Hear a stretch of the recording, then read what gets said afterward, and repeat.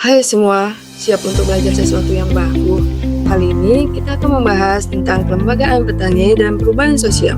Sebelum itu, perkenalkan saya Indah Nurul Hasanah, jurusan perkebunan dari Politeknik Pembangunan Pertanian Medan. Yuk langsung saja kita mulai videonya.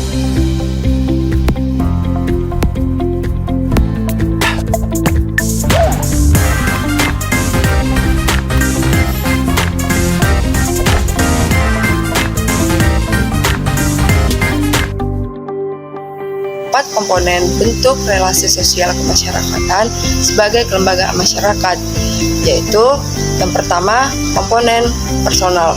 Komponen personal yaitu bentuk sikap atau sifat dari diri sendiri terhadap pemahaman kelembagaan, di mana kita tersebut menjadi acuan untuk tergabung dalam relasi sosial. Yang kedua yaitu komponen aturan. Komponen aturan yaitu adanya peraturan-peraturan antara masyarakat yang harus dipahami dan juga mematuhi norma-norma yang berlaku. Yang ketiga yaitu komponen struktur. Komponen struktur yaitu adanya sistem pengorganisasian yang jelas dan sistematis yang membuat relasi sosial dapat berjalan dengan lancar. Yang terakhir yaitu nomor 4, komponen kerjasama. Adanya sistem kerjasama antara masyarakat untuk menjalani hubungan. Selanjutnya kita akan membahas mengapa pembangunan pertanian disebut sebagai suatu upaya perubahan sosial. Pertanian disebut sebagai suatu upaya perubahan sosial dikarenakan sektor pertanian merupakan suatu titik fondasi untuk perubahan ke arah yang lebih maju. Hal ini disebabkan karena struktur pertanian menjadi penyokong untuk memperkuat sektor-sektor lain seperti sektor industri, ekonomi, maupun sektor sosial. Dengan adanya pembangunan pertanian, maka perubahan sosial dapat terrealisasikan dengan baik karena mampu mendorong setiap manusia untuk melakukan perubahan ke arah yang lebih maju.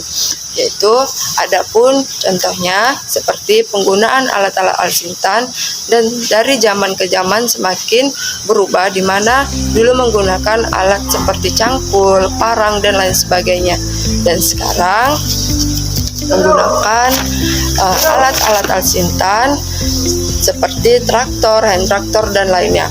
Juga di mana zaman yang lebih canggih menggunakan teknologi berbasis IoT. Selanjutnya kita akan membahas bagaimana dinamika perkembangan kelembagaan petani, peluang dan tantangan gerakan kolektif melalui program Brigade Pangan di Indonesia. Yaitu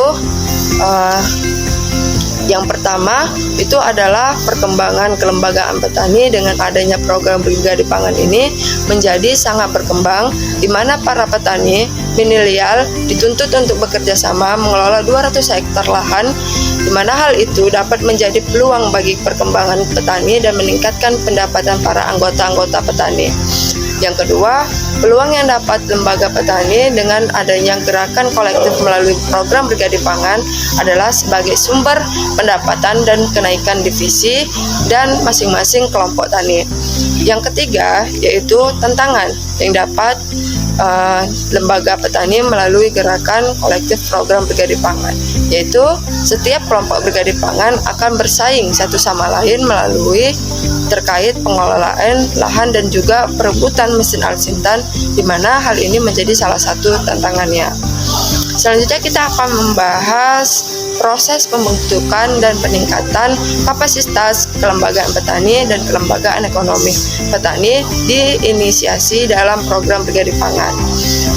Proses pembentukan dan peningkatan kapasitas kelembagaan petani dalam program Brigade Pangan dimulai dengan terbentuknya program swasembada pangan yang diikuti oleh para petani milenial yang berusia sekitar 15-19 tahun sampai dengan 39 tahun yang tergabung dalam kelompok Brigade Pangan yang teranggota minimal 15 orang dengan tujuan meningkatkan swasembada pangan. Dengan adanya kelompok Brigade Pangan ini diharapkan dapat meningkatkan kesejahteraan dan juga membuka lapangan pekerjaan bagi masyarakat, khususnya yang bergabung dalam kelompok tani. Selanjutnya kita akan membahas tentang bagaimana peran dan tujuan pentingnya pemetaan dan analisis stakeholder untuk memperkuat kelembagaan petani dan kelembagaan ekonomi petani. Yang pertama, sebagai sumber informasi terkait data-data yang terjadi di lapangan. Yang kedua, sebagai penentu untuk tumbuh dan kembangnya suatu perubahan petani maupun kelembagaan petani. Akhir kita akan membahas bagaimana strategi pertumbuhan dan pengembangan kelembagaan petani dan kelembagaan ekonomi petani yang dapat dirancang untuk mendukung pertanian modern mencapai swasembada pangan dan kesejahteraan petani. Yang pertama yaitu melakukan dan menjalankan program-program pemerintah dengan baik dan amanah seperti berganti pangan, memperluas area tanam, optimalisasi lahan dan sebagainya. Yang kedua yaitu